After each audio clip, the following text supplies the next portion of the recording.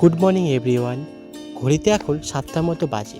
আজকে সকালটা শুরু করছে একটু অন্যরকমভাবে। আজকে যাচ্ছি আমাদের সকলের প্রিয় মা গুপ্তমণি মন্দিরে। মন্দিরের ভেতরে প্রবেশ করতে একটা আলাদা শান্তির অনুভূতি পেলাম। এত মানুষের ভিড়, কিন্তু কোথাও কোনো কোলাহল নেই। অবশ্য পুজো দেওয়ার লাইনেও বেশি ভিড় নেই। আজকে শনিবার, এবং শনিবার ও মঙ্গলবার এই ২ দিনে মন্দিরে ভীষণ ভিড় হয়, কিন্তু আজকে তেমন ঠিক একটা ভিড় নেই।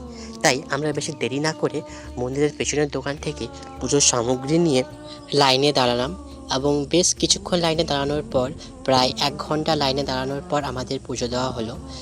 এখানে না একটা খুব অদ্ভুত নিয়ম, যেটা হচ্ছে পুজো দেওয়ার মধ্যিখানেই বলি হয়, এবং সে বলির সময় পুরো পুজোটা বন্ধ থাকে, দিয়ে আবার পুজো শুরু হয়।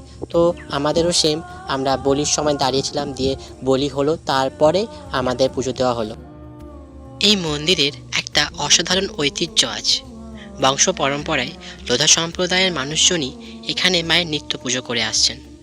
এই স্থানীয় যে সংযোগটাই মন্দিরকে আরও বেশি করে প্রাণবন্ত করে তোলে। লোকে বলে এই মায়ের মহিমা অপার। মন থেকে সম্পূর্ণ বিশ্বাস নিয়ে দুহাত ভরে মায়ের কাছে কিছু চাইলে মা নাকি কাউকে ফেরান না।